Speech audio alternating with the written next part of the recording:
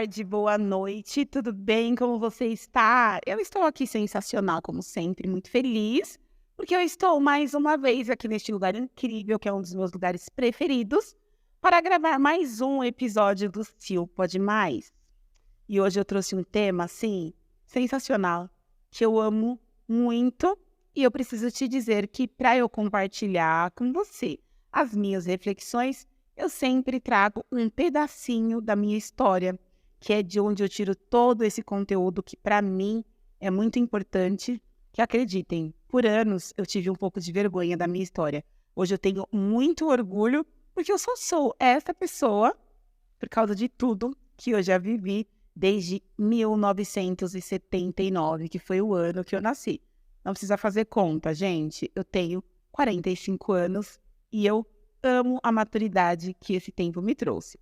Mas antes de começar esse vídeo, eu preciso que você clique aí, se inscreva no canal, não esquece de dar o seu like e compartilhe assim com o máximo de pessoas que você puder, porque eu quero muito que essa mensagem chegue ao maior número de pessoas, porque eu tenho certeza que se ela tocar uma vida, isso já faz muito sentido para mim. Mas vamos lá. O que eu trouxe para vocês? Até fiz algumas anotações que eu achei, assim, muito legais, tá? Como eu falei, eu nasci no ano de 1979 e nesse ano nasceram pessoas, assim, que eu admiro, que hoje são pessoas bem conhecidas, assim como eu também. Mentira, gente. Mas enfim, sabe o Aquaman? Até marquei aqui, olha, o Jason Momoa, ele também é de 1979. E eu acredito que um dia ele foi tão improvável quanto eu, quanto você. Débora Seco, a cantora Pink, Débora Falabella, Juliana Paz, muita gente famosa nasceu no ano de 1979, que eram pessoas improváveis e hoje são pessoas com uma relevância incrível. E por que eu falo isso para você? Porque hoje eu quero falar exatamente sobre coisas que parecem impossíveis de seres humanos improváveis. Existe um fato que, assim, é maravilhoso quando eu paro para refletir sobre isso. Você também já deve ter ouvido isso inúmeras vezes, que nós somos pessoas vencedoras. E um dia era impossível estarmos aqui também. Por quê? Porque nós vencemos a maior corrida da nossa vida. Em meio lá, quantos milhões de espermatozoides, nem sei a média agora. Poderia ter pesquisado, mas não pesquisei. Mas nós conseguimos vencer e estamos aqui. Então isso já é um motivo de muita vitória. Porque nós conseguimos, dentre milhares e milhares de pessoas, disputar uma única vaga, fecundar, vencer 9 meses, nascer e estamos aqui. E é exatamente sobre isso que eu quero falar com você. Quando eu nasci, no ano de 1979, lembrando, já existia ultrassonografia, mas não era algo acessível, né? Então é óbvio que os meus pais, naquela época, não tiveram condições de fazer ultrassonografia, então não sabiam se viria uma Silvinha ou se viria um Silvinho. Eles foram pais de 4, eu fui a caçula, fui a última, como dizia minha mãe, a raspinha do tacho ali. E o meu parto, no dia do meu parto, aconteceu algo assim que era impossível de eu ter nascido. Só para vocês terem ideia, o hospital estava meio que falindo, a condição financeira dos meus pais estava muito desfavorecida, eles não tinham muitas, condições ali financeiras, para quase nada, na verdade. E aí a minha mãe veio engravidar. É uma história para um outro momento que eu ainda vou contar com detalhes para vocês. E aí, exatamente no dia do meu nascimento, minha mãe chegou ali no hospital em trabalho de parto, tudo pronto para o parto acontecer. Não tinha obstetra, mas quem fez o meu parto foi o Dr. Ventura, que eu tive o privilégio de conhecer, ter contato com ele ali até os meus 7, 8 anos de idade. Ele era um negro lindo, de um sorriso largo, muito alto, muito simpático, e sempre me recebeu com um sorriso assim, que eu nem entendia por que ele ficava tão feliz quando ele me via. Mas vocês vão entender agora. Quando minha mãe chegou lá para, me dar a luz, não tinha obstetra, como eu falei, o Dr. Ventura foi fazer o meu parto, que era um clínico geral dos bons e só atendia em hospitais assim particulares. Eu nem sei falar para vocês o porquê ele estava naquele momento ali naquele hospital para me ajudar, né? Ajudar a minha mãe a me trazer ao mundo. E no momento do parto, gente, ele falou pra minha mãe assim: Dona Dulce, agora a senhora vai fazer uma força bem comprida, que a gente vai saber agora o que que é essa criança, se é menina ou se é menina. E a minha mãe fez a força, e aí o semblante dele caiu, e ele falou: Dona Dulce, agora a senhora vai fazer mais uma, e seja o que Deus quiser. Minha mãe não entendeu o porquê do seja o que Deus quiser, mas fez a força. Tudo que ela queria era se livrar daquela dor e que eu nascesse logo. E aí o doutor Ventura me recebeu nos braços, começou a chorar muito, e depois ele contou para minha mãe que enquanto ele esperava a minha cabeça, porque o parto era normal, crianças normais nascem com a cabecinha primeiro, né? Coroa a cabeça, fica na posição. Não, gente, saíram os meus pés. E naquele momento ele entrou numa aflição muito grande, porque ele falou assim: agora é só um milagre, ou eu salvo a mãe, ou eu salvo a filha, ou vão morrer as duas. Mas por um milagre de Deus, o impossível aconteceu. As minhas mãos estavam coladinhas no meu corpo e eu nasci assim, escorregando, que foi uma maravilha. E ele se emocionou muito com o momento daquele parto. E hoje eu falo isso para vocês e eu também me emociono muito, porque era impossível do meu parto acontecer. Então, ali eu já venci a segunda etapa mais difícil da minha vida. A primeira foi vencer a corrida, a segunda foi nascer pelos pés e sobreviver. E a partir daí, muitas coisas aconteceram na minha vida. Só que naquela época, muito pequena, eu não entendia nada, mas eu sempre fui uma menina muito sonhadora. Eu sonhava com tudo, tudo eu fazia fantasia, tudo era lindo, para mim estava tudo sempre muito perfeito e, nossa, para mim não tinha tempo ruim. Isso era muito bom, mas eu cresci ouvindo a seguinte frase: é tagarela desse jeito porque nasceu pelo pé. Nossa, mas como fala pelos cotovelos também? Nasceu pelo pé. Então, todas as minhas habilidades, elas eram inconscientemente levadas para um lado negativo ali pelas pessoas que estavam ao meu redor.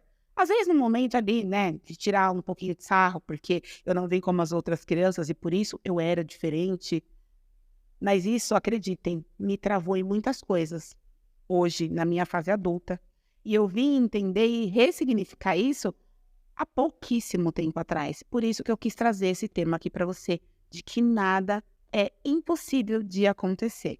A gente passa por coisas que a gente acha que, meu Deus do céu, não vai dar certo, agora é o fim da linha, não tem o que fazer.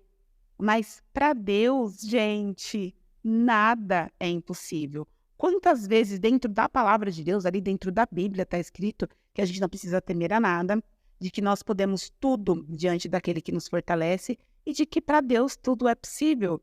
Então por que que a gente tem medo? Por que que a gente acha, tem essa estranha mania de achar que as coisas vão dar errado ou de que elas não vão acontecer? Elas acontecem, isso você pode ter certeza, e eu sou prova viva disso.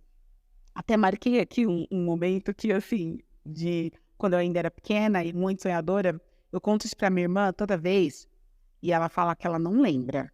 Mas, gente, é um fato, virou até trabalho de escola da minha filha mais velha, da Gabriele. Nós estávamos em casa, eu e a minha irmã, assistindo uma novela, na época, assim, A Moça. Já teve outras versões, mas como, né, eu sou de 79, eu assisti a primeira versão mesmo. E aí estávamos lá assistindo e eu viajando, vendo aqueles vestidos lindos, aquelas mulheres lindas, né? Assim, a moça, cara maravilhosa, aquele amor dela com o Rodolfo. E eu não sei se vocês lembram, ela tinha uma mucama. Era uma moça negra, não me lembro a atriz agora, linda e maravilhosa.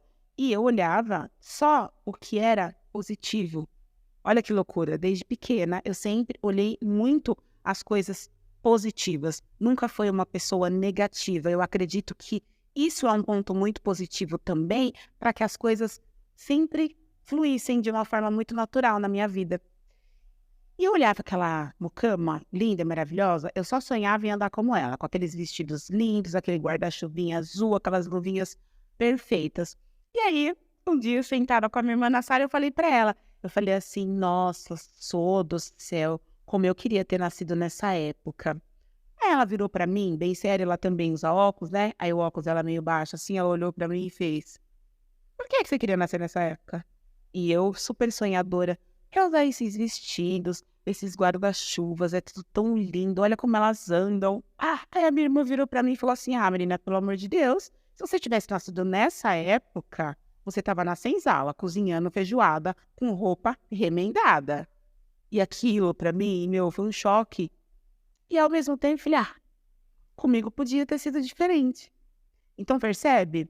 Eu acredito muito na lei da atração de todas as coisas. Por isso que eu não acredito no impossível. Para mim, tudo pode acontecer, desde que você acredite.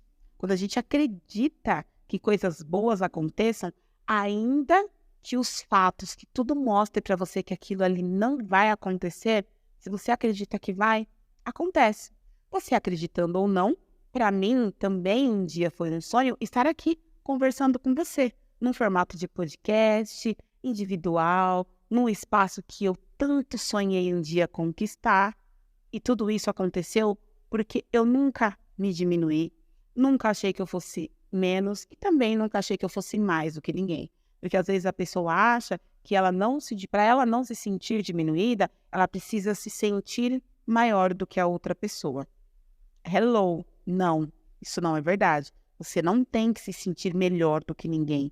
Eu acho que a gente tem que ser melhor do que nós mesmos, cada dia um pouquinho. Se você está no caminho, cada dia você vai alcançar alguma coisa diferente. E eu vou falar mais para você. Eu passei por uma fase da minha vida muito difícil, muito triste, que eu já falei algumas vezes, que foi quando eu perdi a minha mãe. Para mim foi o momento mais doloroso que aconteceu na minha história. Eu acredito que não vai existir outro, né? Eu tinha só 18 anos, cheia de sonhos, como eu sempre fui, cheia de planos para mim e para ela, e de repente aquilo tudo acabou. E eu nunca me esqueço do dia do funeral da minha mãe, o dia em que eu enterrei ela. Aquele momento, para mim, foi o momento em que o mundo desabou na minha cabeça e eu falei, agora para mim acabou e é impossível continuar. Foi o único momento em que eu olhei para mim, para minha realidade, para minha vida, a minha volta, e eu vi que era impossível de continuar. Mas eu fiz a melhor coisa que um ser humano pode fazer na vida. Eu entreguei aquele momento e a minha vida nas mãos de Deus. E eu falei o seguinte, Senhor, Tu sabes que eu não tenho condição de continuar sozinha agora sem a minha mãe aqui comigo. Por que que o Senhor fez isso comigo? Se o Senhor fez isso comigo, então me ajuda, porque sozinha eu não vou continuar. E o meu conselho para você é exatamente esse. Quando você se sentir sozinha e achar que é o fim da linha e que é impossível, entrega nas mãos de Deus, levanta a tua cabeça e vai. E segue em frente. Porque você vai ver que quando para você é impossível, Deus ele literalmente te pega no colo. Os caminhos eles vão se abrindo, as coisas elas vão acontecendo.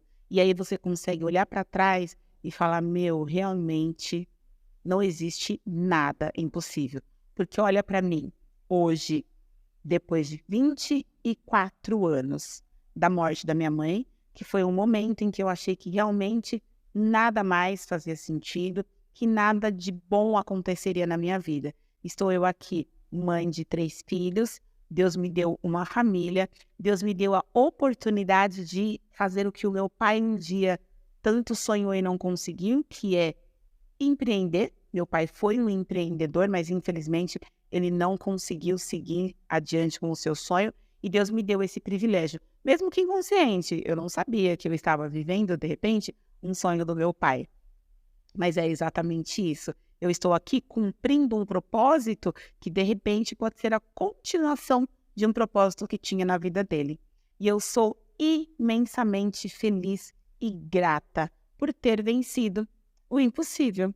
E às vezes você está aí, uma transição de carreira, ou passando por um momento muito difícil da sua vida, achando que, meu, é impossível, eu não vou conseguir.